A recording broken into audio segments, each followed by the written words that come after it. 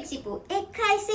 crisis 1 egg থেকে hi everyone যেটা বলছিলাম 1 এগ থেকে এগ পাচ্ছি না সুপারমার্কেটে সো আজকে গিয়েছি এই দেখো 4টা এগ নিয়ে এসেছি 4 10 40